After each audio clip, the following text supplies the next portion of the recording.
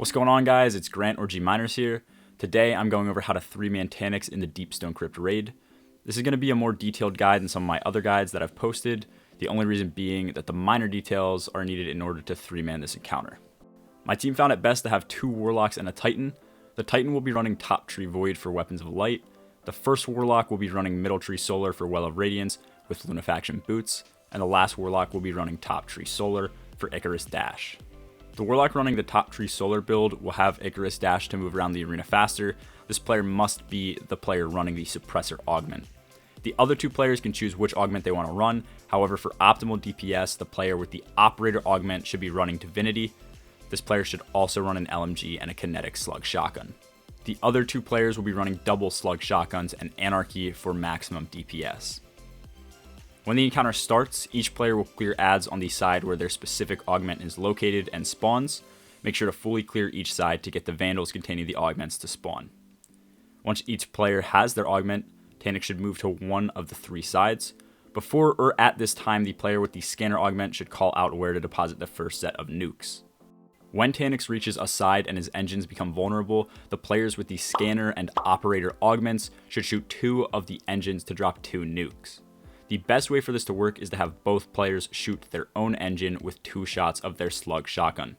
This will make both engines 1 shot away from dropping a nuke. Our team calls out that their engine is prepped after 2 shots, and only after both are prepped do they take the final shot to drop both nukes simultaneously. By doing this, it makes sure that the timing of the nukes line up and will create more consistency throughout the encounter. Additionally, it is easy to die here while Taniks is attacking you with his purple death ray thing.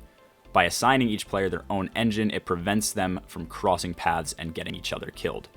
When both nukes have been dropped, the suppressor should run up and stand under the first of the 3 drones located around Taniks. When the nuke with the less time on its clock reaches 3 to 4 seconds, the player with the scanner augment should pick this nuke up. At this time, Taniks should float up a bit and shortly after stun the player holding the nuke with a detain field. The player with the operator augment must shoot this detain field to free the player and immediately after pick up their nuke.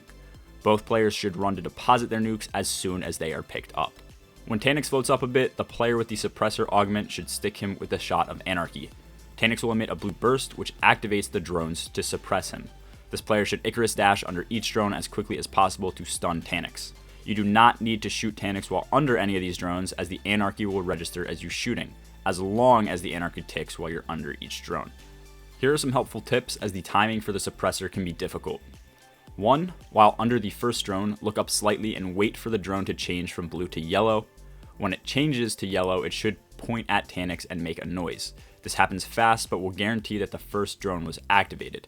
The first drone tends to be the most finicky. 2. Upon reaching the second drone, try to land at one edge of the circle and run through to the other edge. This will increase your time under the drone and give the Anarchy more time to go off before you leave this drone. By doing this, you also won't slow down the suppression process by too much. If the suppressor manages to stun Taniks fast enough, Taniks will not detain another player.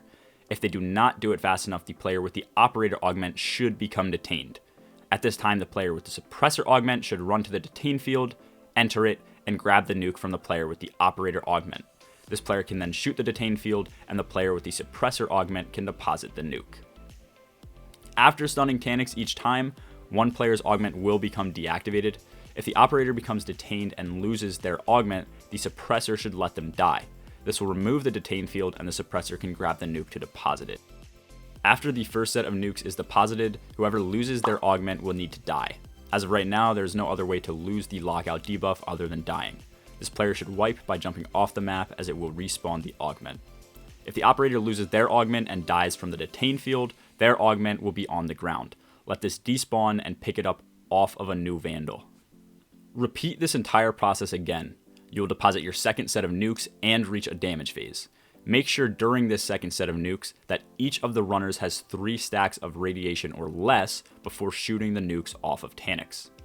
The player that loses their augment after the second stun does not need to wipe. This player can deposit their augment in the terminal and retrieve it later after their debuff is gone.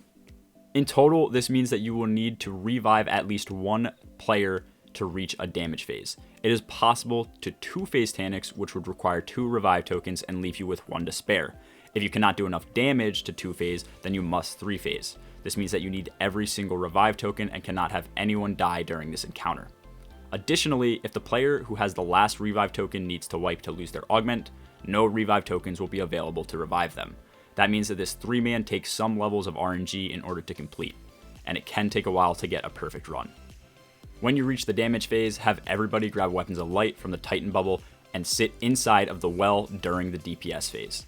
Divinity should be on Taniks at all times, and the other 2 players should start by sticking Taniks with 3 Anarchy.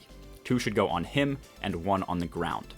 Once Taniks is shot with Anarchy, these players should DPS by hot swapping their slug shotguns. I will be making a separate guide on how to do this shortly for players that do not know how to do this.